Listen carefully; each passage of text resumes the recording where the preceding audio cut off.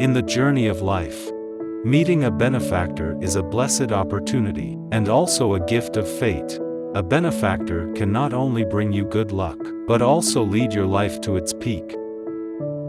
How can we enhance our chance of meeting a benefactor in our lives? Let's listen to Grandmaster JinBodhi's explanation.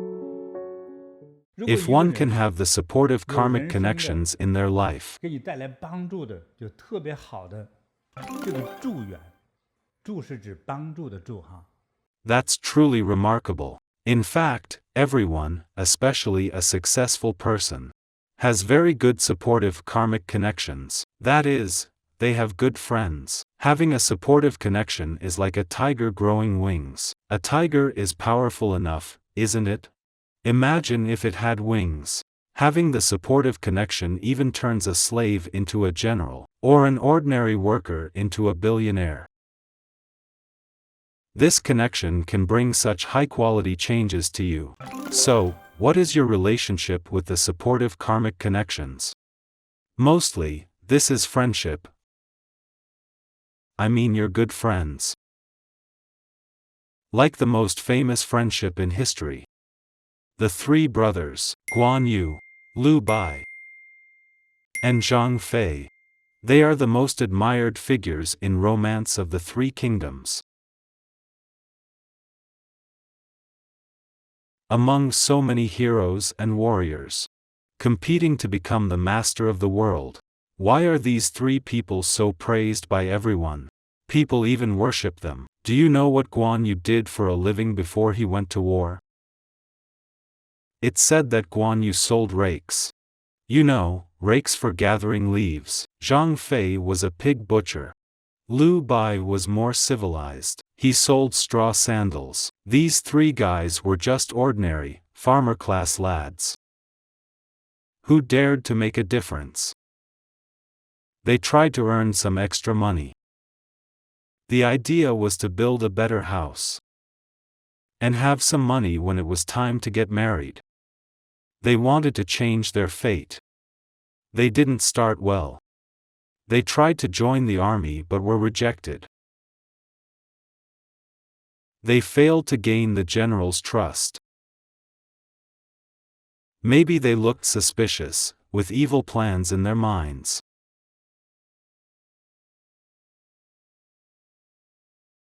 They almost went back to their old jobs. Before they were about to split up, they met a benefactor in their lives. Zhuge Liang. Zhuge Liang is really impressive. He explained the whole upcoming world situation to Liu Bei.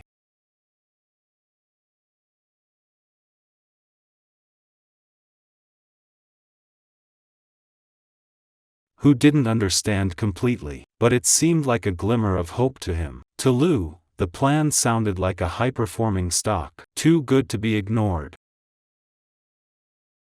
The three brothers asked if they could succeed in life. They were nervous. Liu asked Zhuge Liang what they could achieve in their lives, and whether he could become a county chief. Zhuge Liang said, "I can make you something bigger than that."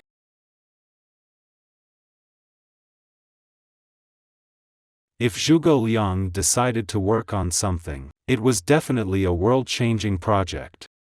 Like what?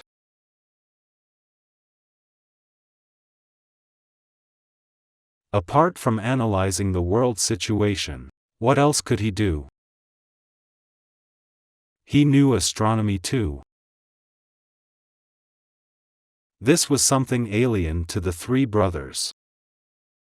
Zhuge Liang could tell from the celestial phenomena that China would be divided into three parts. That's what Zhuge Liang said. Zhuge Liang was really a destined helper to aid the three brothers.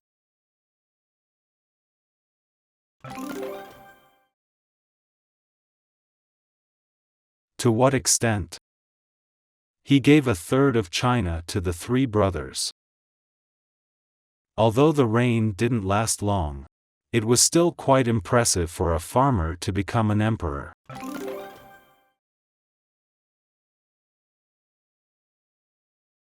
Nowadays, when we talk about doing business, if you can earn a few million, you would already be overjoyed. From farmers, they became emperors. Even after 1,700 years, they are still universally worshipped and admired. Stories like this are always inspiring. Actually, it's remarkable. Cao Cao was also fighting at that time, but why wasn't he admired and praised? Cao was born into a family with high-ranking officers. His parents were both high-ranking officials. He had a great head start. So his achievements weren't that remarkable. But Liu, Guan, and Zhang were different. These three went from being farmers to emperors and generals.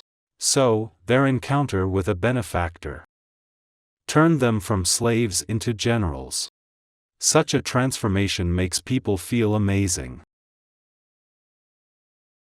That's why we're talking about benefactors today. Meeting your destined benefactor could push you to greater heights.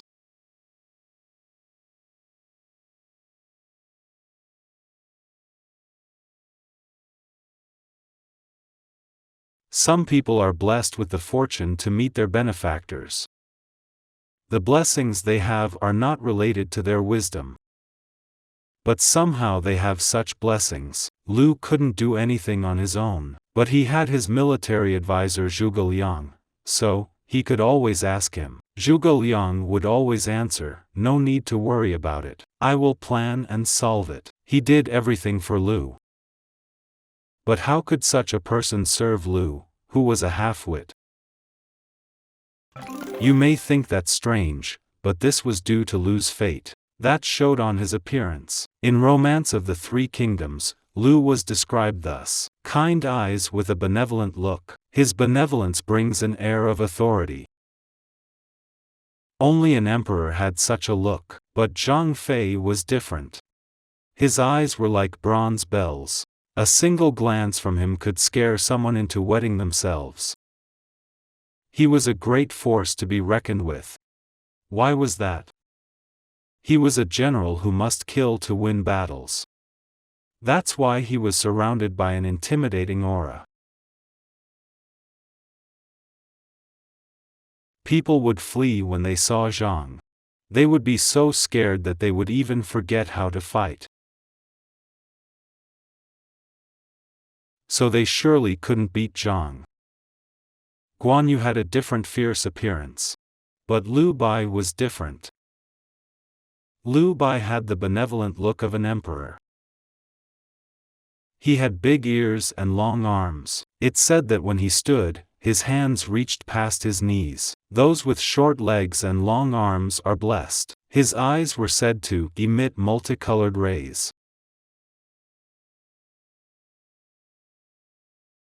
Multicolored? How? Red, orange, yellow, green, blue, maybe more than that. Could it be like this? No. It's a somewhat auspicious feeling. Like I said, being so knowledgeable. Why did the capable Zhuge Liang decide to serve the three brothers?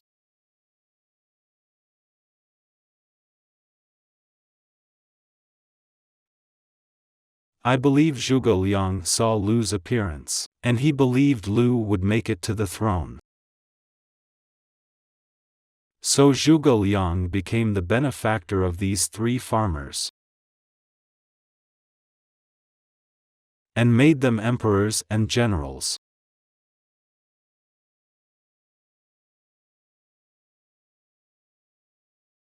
So it's so important to meet a benefactor. With the aid of destined benefactors, you shall achieve great success.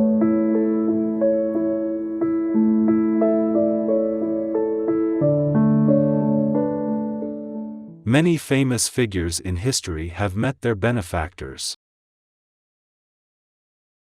For example, Zhu Yuanzhang, the first Ming Dynasty emperor. Ming Dynasty was over 600 years ago. Zhu ended the Yuan dynasty, defeated the Mongols. and established the Ming Dynasty. His most precious benefactor was his wife, who later became known as Empress Ma. Before Zhu started his rebellion, there was a time when he actually became a monk to get food. This probably lasted for 5 or 6 years. As a monk, he read scriptures. He learned to read by studying scriptures with his master. He also gained knowledge of Buddhism. Later, a good friend from his village, Tang He, who rebelled and joined the army earlier than him, recommended him to the commander, Guo Zixing. Yes, Tang He recommended him to General Guo. What did he do under Commander Guo? Because he could read and had been a monk, he was given a minor position. Squad leader, in charge of over 30 people. These people were originally farmers, hard to manage, with strong wills and individualistic personalities. The former squad leader was killed, so Zhu filled in the position.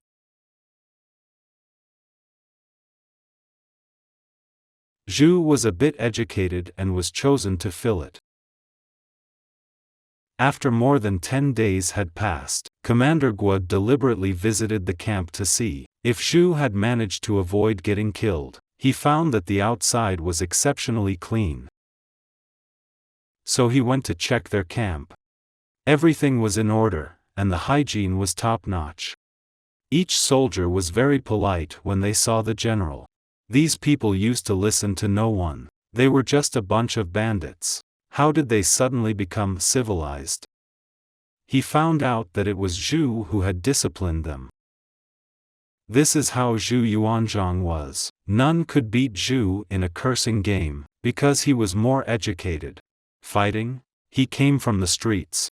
He could handle all kinds of personalities. This is a person born with leadership skills. That's how Zhu impressed everybody. Commander Guo was impressed too, and immediately promoted Zhu to Commander Guard. Zhu was placed close to the commander, and many stories unfolded between them. Whenever Commander Guo was in trouble, such as being kidnapped by other rebel forces, or about to be killed, he had Zhu at his back. After planning ahead, Zhu was always able to talk things out and rescue Commander Guo. How? By offering himself as a hostage. In exchange for the commander's safety, he persuaded the other side to release Commander Guo and take him instead as the hostage. Then he escaped later. After rescuing Commander Guo several times, his prestige among the soldiers had already surpassed that of Commander Guo. Both Commander Guo and his son were particularly jealous of Zhu. They made up a reason to lock Zhu up, and even planned to kill him. But with Lady Ma around, they decided to starve him instead. Lady Ma's father was a close friend of Commander Guo. Her father died from injuries sustained in battle. Then, Lady Ma was left homeless. So, she was entrusted to Commander Guo for her upbringing. Commander Guo was quite good to this adopted daughter. He took meticulous care of her. Lady Ma came from a rather wealthy family. Her family owned lands. She was educated, and particularly enjoyed reading history books, and was well versed in history, Taoism, and the works of Confucius. She remembered everything she read. How could such a well-taught lady end up with Commander Guo? She lost her home in the war. She was given a job in the army. Lady Ma then fell in love with the imprisoned Zhu and gave him food. She hid the food under her sleeve and brought it to Zhu. She could get past the guards thanks to her late father's influence. If it wasn't for her, Zhu would have starved to death. Later, Zhu was fighting Chen Yuliang, who led hundreds of thousands of soldiers. Chen was a very cruel man who killed everything in his sight. Zhu was knocked off his horse and injured. Upon seeing this, Lady Ma immediately rushed into the sea of fire, and helped Zhu onto her shoulder. How was she so strong? Lady Ma was even able to run with the big Zhu on her shoulder, and got Zhu out safely. How brave! In the history of the Ming Dynasty, there are some indispensable characters. One is Commander Guo and the other is Lady Ma. In fact, Commander Guo was also a destined benefactor of Zhu. So, without Lady Ma, the entire history of China would be written differently. There would be no Ming Dynasty, and no Emperor Zhu Yuanzhang. Furthermore, after Zhu became an emperor, what happened to the people who fought under him? They were short-fused people with a farming background, right? They didn't really understand the law, and they tended to resolve conflicts with killing. So what happened when they broke the law? Emperor Zhu despised corrupt and bad officials the most. The only punishment for being corrupt was getting beheaded. Empress Ma also saved many people who would later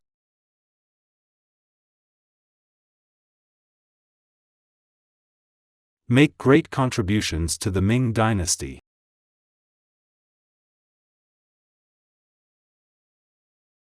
From civil officials and teachers to generals, Empress Ma had a very tolerant heart.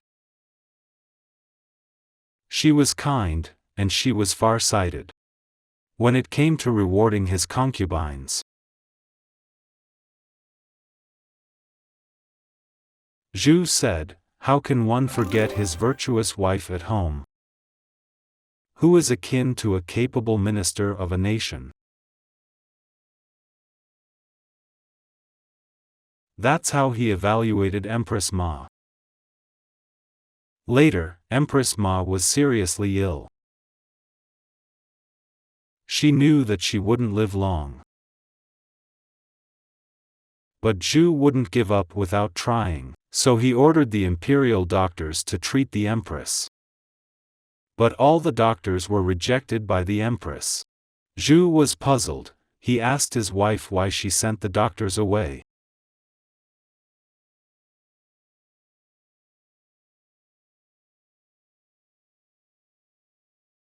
Guess what the empress said?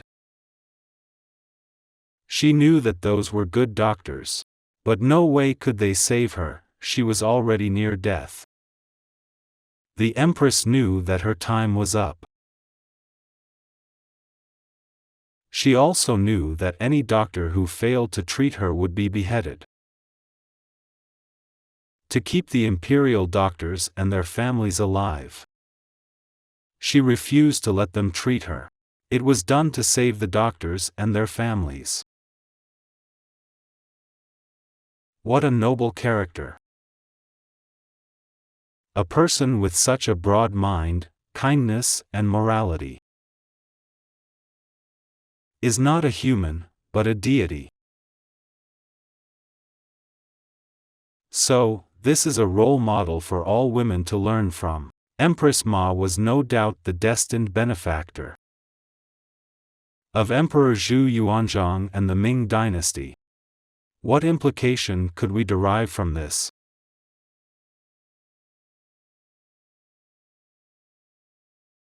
Zhu and Ma worked together for better days. It's their surnames, okay? Maybe we all could learn something from Empress Ma. She was not only compassionate and intelligent, but also very brave, wise and tolerant. She was truly remarkable. So, meeting our benefactor is really life-changing. A destined benefactor turns disasters into blessings and ensures the stability and prosperity of a nation.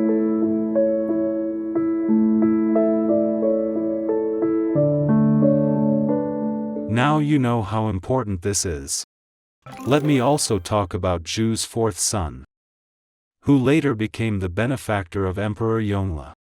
Zhu Yuanzhang was the first emperor, a very remarkable and great emperor, but even the greatest people can make mistakes. One of the minor mistakes was that he had designated his eldest son as his successor. His eldest son was an exceptionally good person. He was well educated and fought well too, and was very kind-hearted. But he died at a young age. He made a wrong decision by passing the throne to his eldest grandson. This eldest grandson's name is Zhu Yuanzhang. I think this little Zhu was naive. As a young man just starting his career, he dreamed of becoming the best in his field. So, he once told many officials that he wanted to become the best emperor in the history of China. He also followed the examples of Yao, Shun and Yu. The thing was, he was very young and did not have such high wisdom. Many of the decisions he made for the country were wrong. So, Emperor Zhu Yuanzhang, after rising to the throne, made a wrong decision. His father was the eldest among his siblings. As such, Emperor Zhu Yuanzhang's uncles were also kings and were granted titles. They held military and political power in various parts of the country. So what did he do? It was called cutting the clan. It was about reducing the power of these royal family members. He did it ruthlessly, and in the wrong way. The royals were given random charges, or even no charges at all. They and their families were arrested, as long as the emperor thought they'd done something wrong. Some were even exiled. They were exiled to remote areas of China, such as Yunnan and Xinjiang. They were demoted to commoners. The royals were arrested one after another, except his fourth uncle, Zhu Di. All their most capable generals had been killed by Zhu Yuanzhang. Among the remaining generals, the most capable in warfare was Zhu Yuanzhang's fourth son, Zhu Di, who later became Emperor Yongle. So, who helped Zhu Di become the emperor? It's a legendary figure in Buddhism, Master Dao Yan, also known by his common name, Yao Guangxiao. During the Ming Dynasty, he was known as the national teacher and holy monk. He was an extraordinary man. About 20 years earlier, Zhu Di went to the capital to hold a funeral ceremony for Empress Ma. At that time, Zhu Yuanzhang gathered the most influential monks to perform the rites to help the empress soul find peace. Among the monks invited, one of the well-known monks was Master Dao Yan, Yao Guangxiao. He was truly a remarkable person. He was somewhat like Zhuge Liang, who was also well-versed in astronomy, physiognomy and Taoist arts. He was not just an ordinary fortune-teller. He was somewhat like a deity. At the funeral, monk Dao Yan passed by Zhu Di, who was then known as the King of Yan.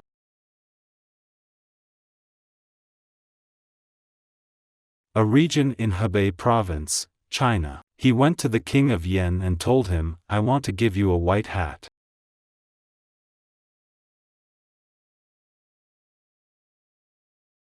Generally, we'd have no idea what that means. According to the structure of Chinese characters, with the character white on top of the character king. That's emperor. Most people don't understand. Zhu Di was very intelligent. He might not have gotten the idea at that time, but he always felt a connection with the monk. After they finished attending the funeral, he took Dao Yan back to his kingdom of Yan. They worked together from then on. The monk told him many things about the laws of heaven. He even told him that he would become an emperor. How? The throne was already passed to his nephew, right? Dao Yan predicted that it wouldn't last long.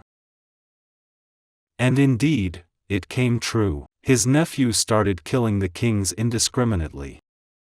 Sooner or later, Zhu Di would die if he didn't fight back. It was either getting beheaded, or rebelling to stay alive. Moreover, this young emperor also constantly sent spies, monitoring all of Zhu Di's actions. In order to hide himself, Zhu Di pretended to be mad, even eating dog poo to fool his nephew. If he didn't do so, he'd be arrested and beheaded. He managed to fool his nephew and survived. It was Dao Yan who encouraged him to rebel. The rebellion was successful. Zhu Di became very famous in Chinese history, second only to his father in fame. He was Emperor Yongle. He was also an emperor who killed a lot, but he loved his people. He was a man of two extremes. He was very cruel to corrupt officials, but very loving toward the common people. This was Emperor Zhu Di, also known as Emperor Yongle. The person who helped him to the throne was Monk Dao Yan, also known as Yao Guangxiao. So, Monk Dao Yan was a destined benefactor to Emperor Yongle. If he had not met Monk Dao Yan and made him his advisor, the history of China would have been written differently. Zhu Di would have been executed by his nephew.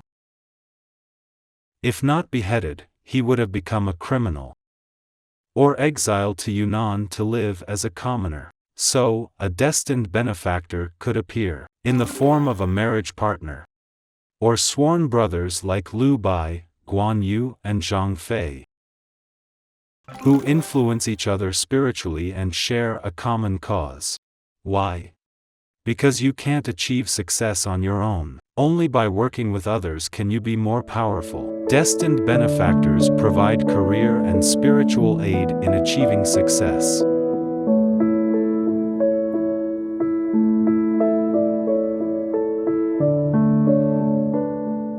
When it comes to destined benefactors, I prefer using hair dye as an analogy. Just applying the color to your hair is not enough. There's also something called a fixative, which you apply to your hair after the dye. Only then can you achieve the desired effect. A light bulb has two wires.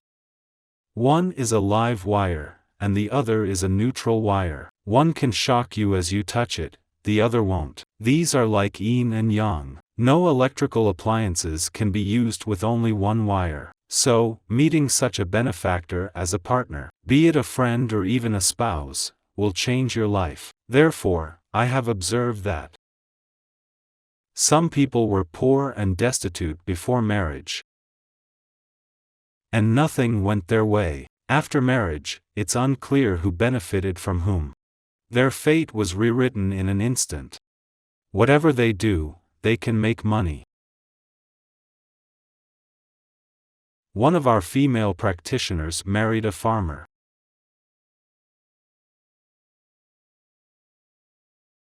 She used to give advice to her husband when it came to his investments. She practiced at home every day and became inspired. She got inspired from practice, about what can be done and what cannot. Even in their board meetings, when it came to their monthly plans, this practitioner could voice out and dismiss anything. Then, her husband would put that plan on hold. This practitioner's intuition told her what can go ahead, and what cannot. Can you tell who is the benefactor in this couple? So, no matter how big the project is, the guy always asks his wife about it. If his wife gives the go-ahead, the plan can go ahead. The husband hasn't always been so obedient, but when he at one time ignored his wife's advice, he lost millions. That's when the husband started to believe in his wife 100%. He'd do it only if he got his wife's go-ahead. That's how their business operates, and he earns billions now. Think about who earned all this money. Of course, it was earned through the couple's cooperation. All of our practitioners are benefactors. You are blessed by the Buddha's light. You practice daily and your mind is calm. You have no greed. And you have no intention to harm. Only with mind purity can you have a pure heart. To receive these inspirations. All wealth in this life comes from your past life's practice. Good, keep doing it. So, practice well, and it will be easy to become wealthy. That reminds me of someone. About 40 to 50 years ago, someone told my master that it was hard to make money, and that their job was hard. After he left, my master told me, "Child, the world is full of gold. People who are not blessed see only dung on the ground. And the blessed ones see gold everywhere. You just reach out, and you get gold." Without blessings, the gold in your hand will turn into a plain brick. This may sound a bit confusing. The truly blessed people will experience the opposite. They get something that seems worthless. But once the thing is in their hands, it quickly becomes valuable. Our centers, for example, wherever one opens, it thrives, which can be quite annoying to some. Receive. When we're opening a center, we tend to look for a place in the city with a lower rent, so we can save money. We hope to open it in a better location, so that people can come conveniently. Regarding rental expenses, the cheaper, the better. Many of the houses we've rented were like this, including the current center in Vancouver and the ones in Malaysia. When we started renting, those places were deserted, with wild grass as tall as a person. Usually, a year after we open, the value of the land and the houses doubles. The area around Vancouver Center was originally all factories. Then we bought the place. We did everything legally. The mayor knows us, okay?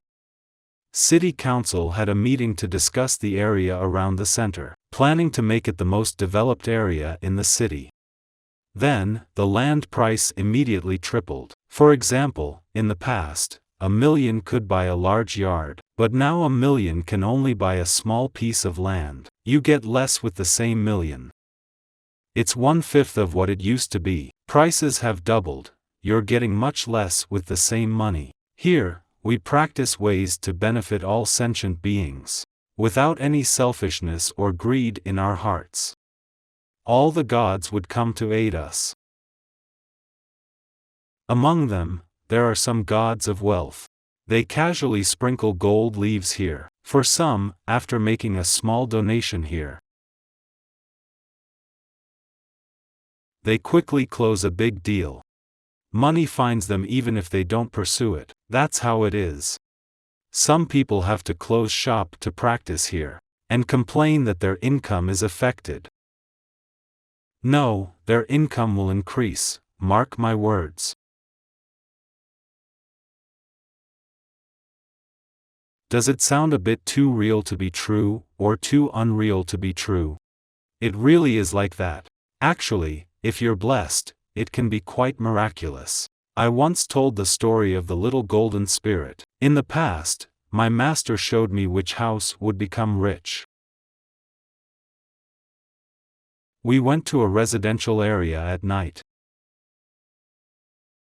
waiting patiently for an hour until it got really dark.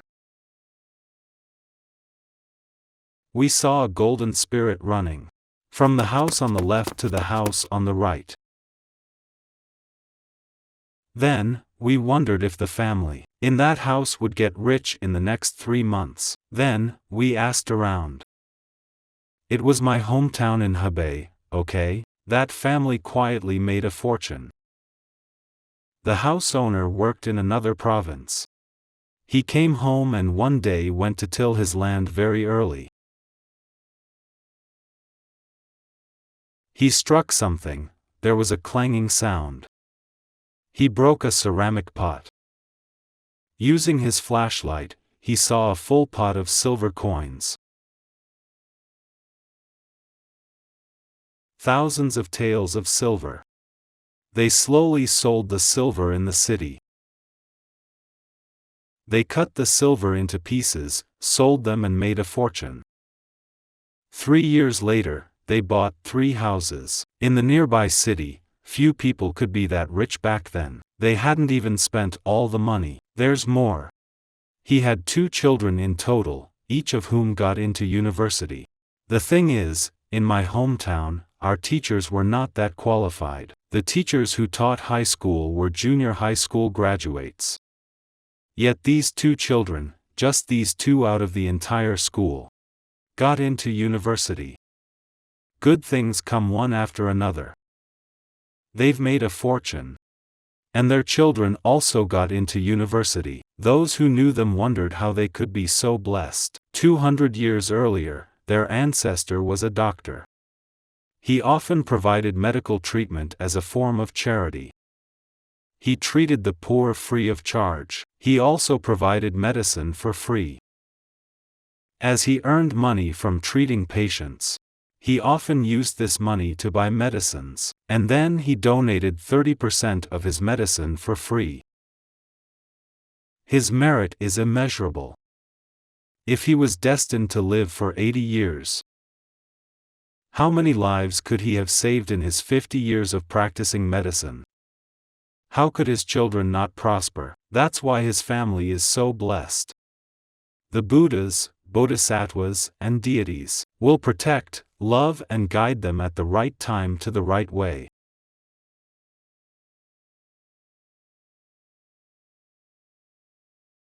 On key points of your life, they'll guide you.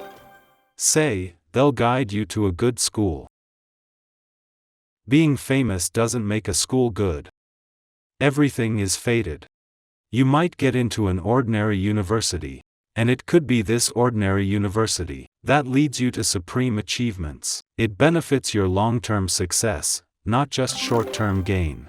Next, you're also guided on your marriage. When you meet your partner who is also your destined benefactor,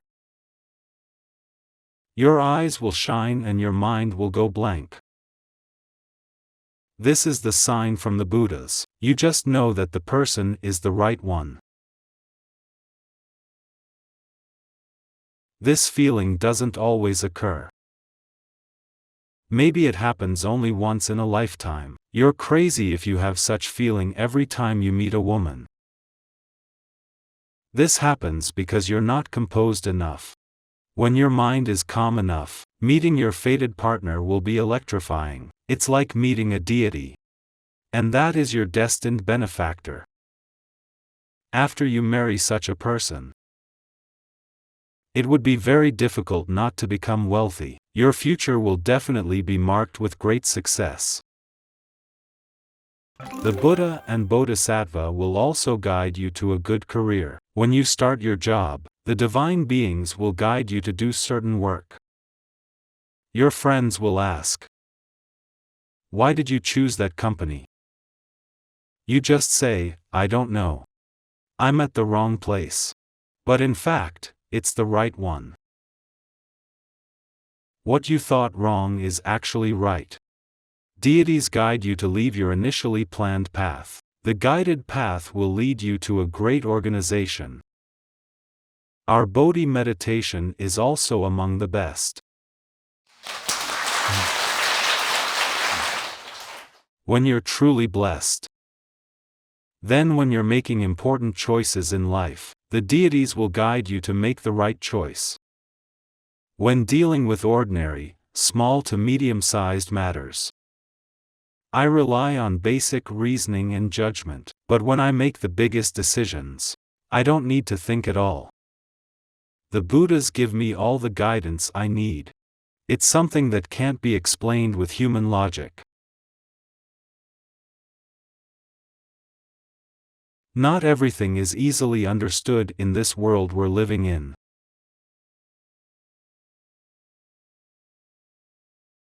Especially things that involve heaven. So, if you are blessed and have merits, the Buddhas, Bodhisattvas and deities will protect and guide you.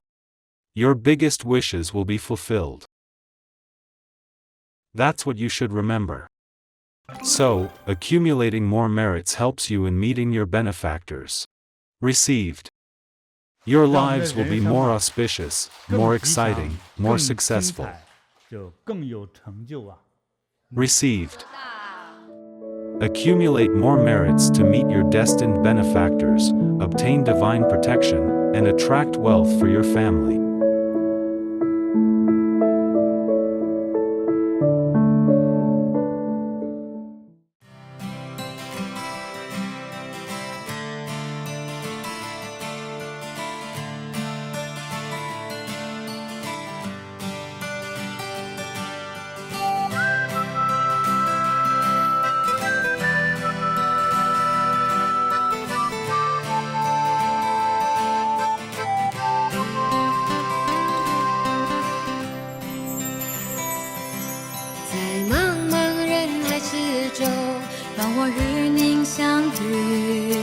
小小的红点里，人生就此欢喜。我快乐了，我健康了，我幸福了，我美丽了。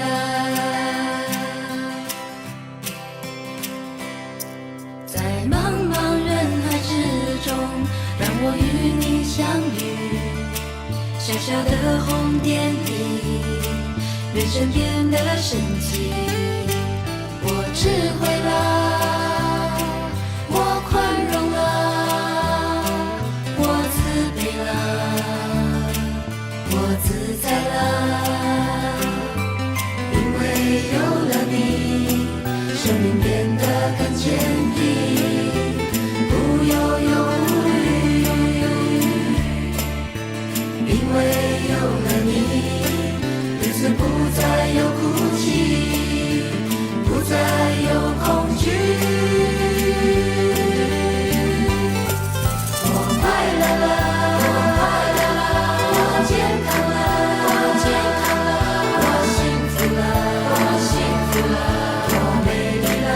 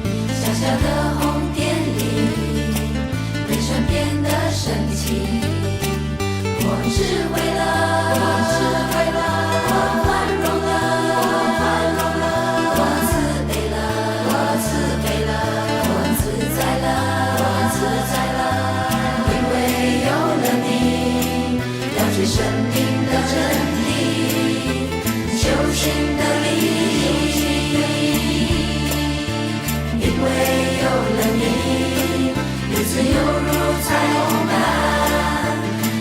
虹般美丽。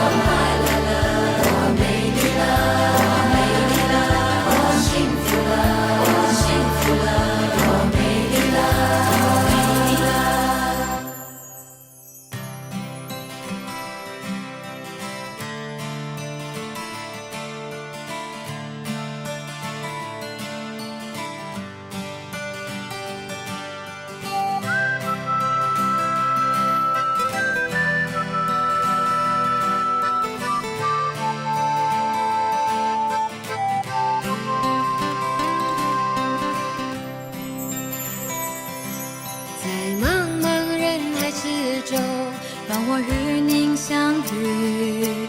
小小的红点里，人生就此欢喜。我快乐了，我健康了，我幸福了，我美丽了。